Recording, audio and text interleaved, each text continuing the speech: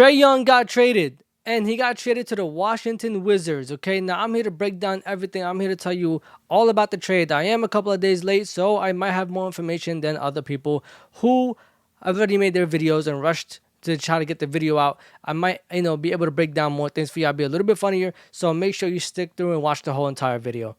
Now, Trae Young got traded to the Washington Wizards for CJ McCollum and Corey Gibson.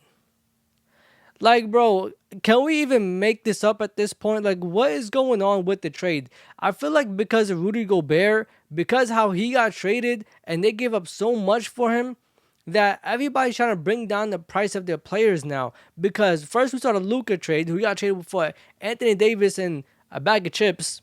And now we see Trae Young get traded for an old CJ McCollum and a nobody. Literally.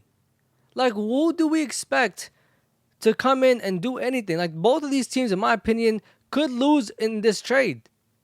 The fact that you have CJ McCollum playing for the Hawks, okay, it just makes me think, what is their plan? And they are saying that they want to build around Jalen Johnson. They want to build around the young core, this, that, and the third. But to even be honest, right? And just stop and think about it. The Hawks didn't even really build around Trae Young. They never gave him a real chance. If you really think about it, okay, they got him DeJounte Murray. But what did DeJounte Murray do? DeJounte Murray is not a proven winning player in the NBA. He's on the Pelicans now, and what is he doing? Nothing. He played for a couple of other teams before he went to the Hawks. I believe he was on the Spurs. Where did they go when he was there? Nothing. Nowhere. When Victor Wembanyama came in first year, they were doing good. This goes to show you they didn't really try to build around Trae Young. They traded DeAndre Hunter away to the Cavs before he fully blossomed and before he really became a good player. They traded him away in his second or third year before he really showed who he could be next to Trae Young. They got him Clint Capella, but that was the only real thing that they got him, and that's because what else can you do? Honestly, any fan could have told you to get Clint Capella. That was literally the only type of center that can play with a Trae Young. And some people are going to try to blame on Trae Young and say he just doesn't know how to play with other people, this, that, and the third. And maybe that is true. But is that a coaching problem? Is that a Trae Young problem? And what fixes it now? Okay, now he's in the Washington Wizards. Congratulations.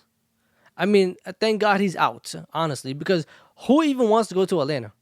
Atlanta is not known to be a big basketball market. They're only known for wings, strip clubs, women, and that's it. What else are they known for? They're not known for anything else. To be honest, I'm glad he wanted to go to Washington, but even going to Washington, what are you going to do there? There's 5 guards.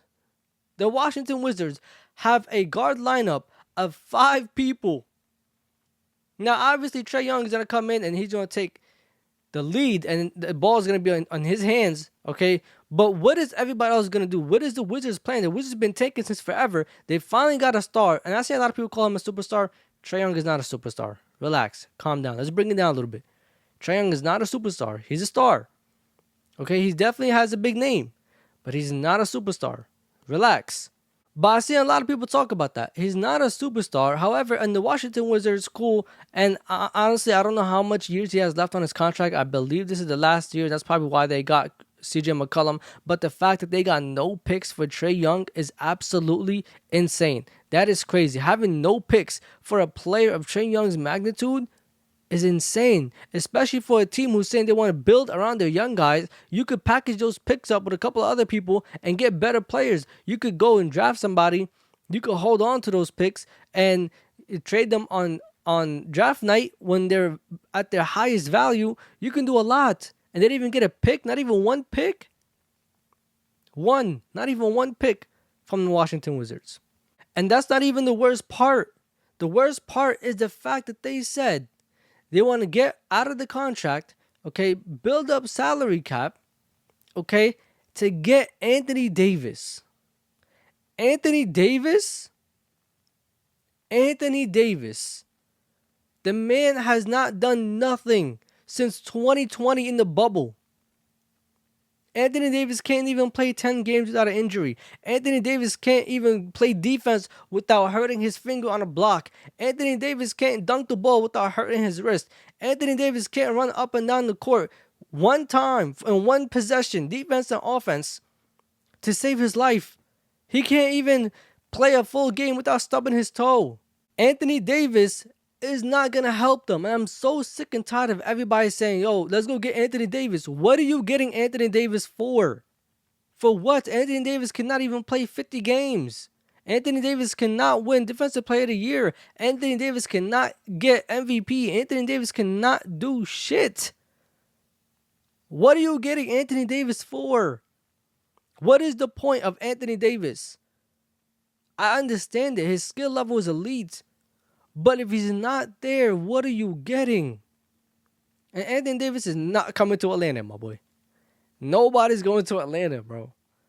Man, I've seen Jeff Teague talk about it, bro, and he said it himself. Nobody's going to Atlanta. People want to come visit Atlanta, play Atlanta for a night or two, hit the club or whatever, but nobody's trying to play there. Nobody's trying to get signed to the Hawks. For what?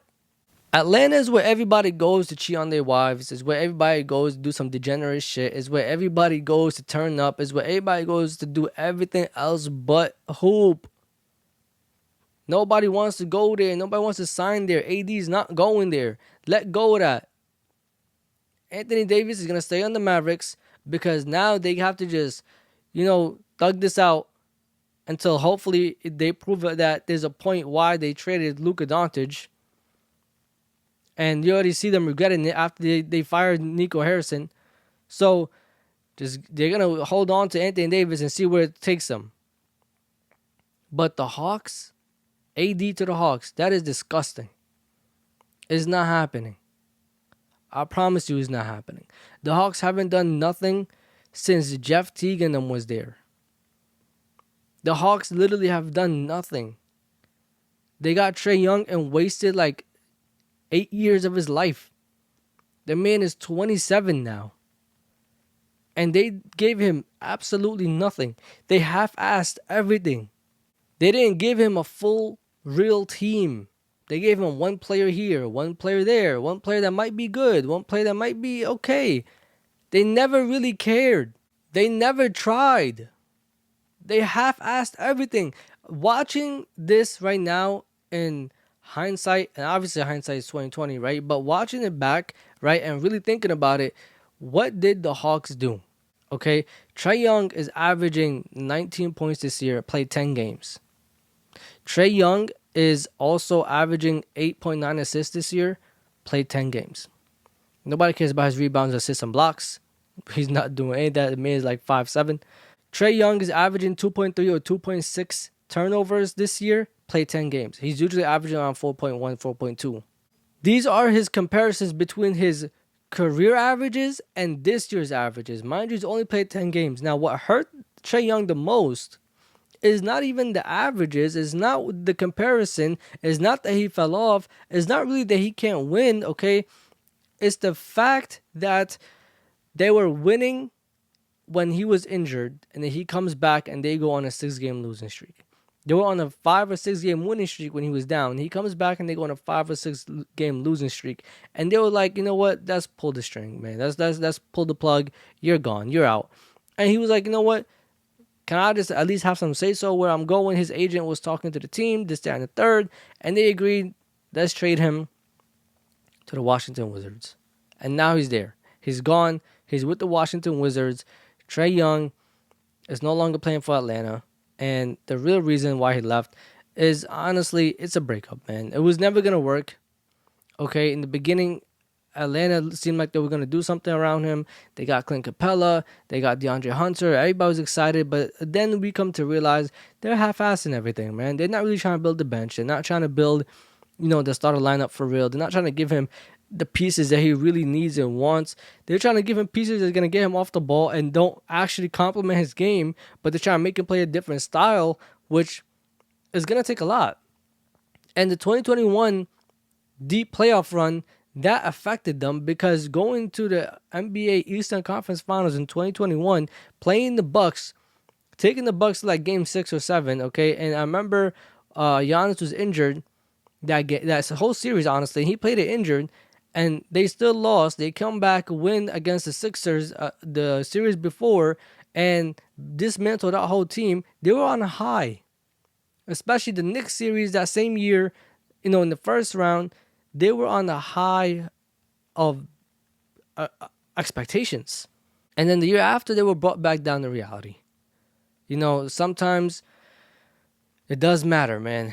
Sometimes it does come to a point where you have to actually sit there and think, are we on a high, or is these expectations happening again reality?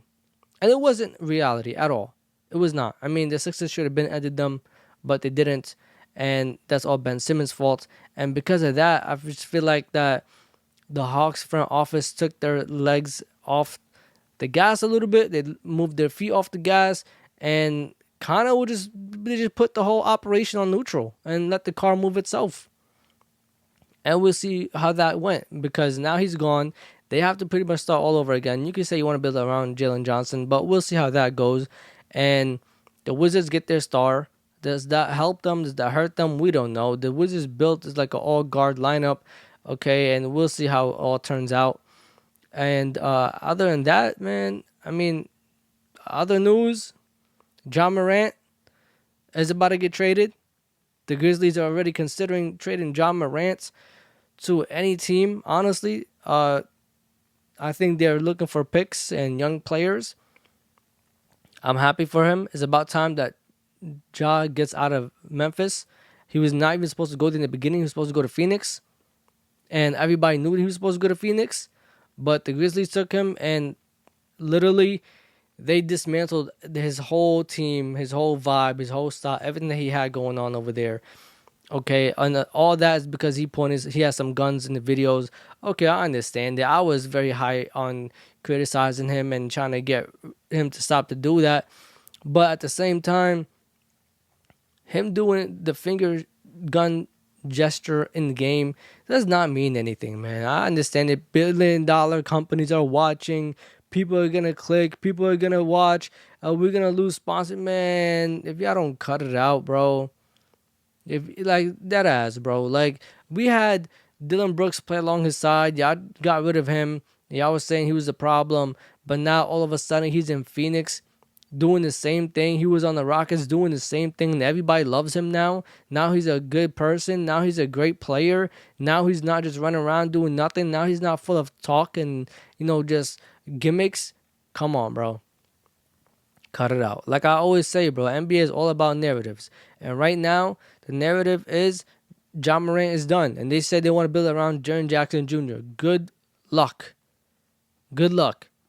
The man can't grab more than 6 rebounds, and he's like 7 foot tall. Good luck. You lose your point guard. Jaren Jackson Jr. means nothing without a point guard. Good luck. But anyways, thank you so much for watching the video. Like, comment, subscribe, and share. This Real Talk with E. Safe.